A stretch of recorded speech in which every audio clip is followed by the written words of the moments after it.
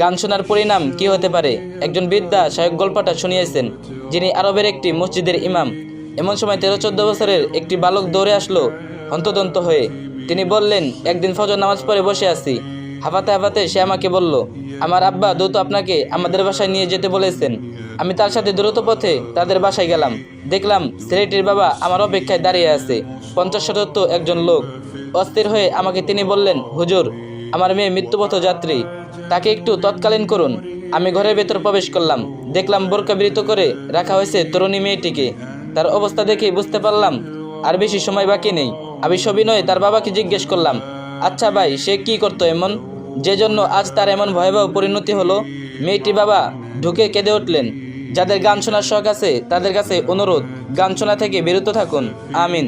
শেষ নিঃশ্বাসগুলো শেষ হতে যতক্ষণ আমি অত্যন্ত আগ্রহ নিয়ে বললাম, মা বলো, লা ইলাহা ইল্লাল্লাহু মুহাম্মাদুর রাসূলুল্লাহ।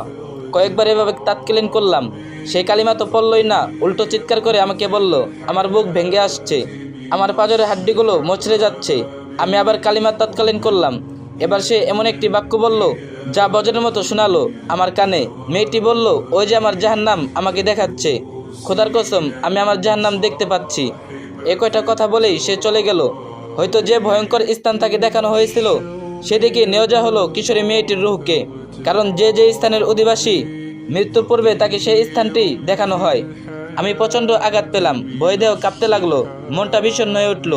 এমন একজন মানুষকে আমাকে দেখানো হলো, মনটা বিষণ্ণ হয়ে উঠল, যে কিনা জাহান্নামে যাচ্ছে আমাদেরকে জানিয়ে। এর চেয়ে দুঃখেরও আক্ষেপের বিষয় আর কি হতে পারে। আল্লাহ তাআলা সবাইকে গান থেকে বিরত রাখুন। আর ভিডিওটা একটা শেয়ার করে দিন, আর যে যত পারেন বেশি বেশি কপিলিং করে দিন।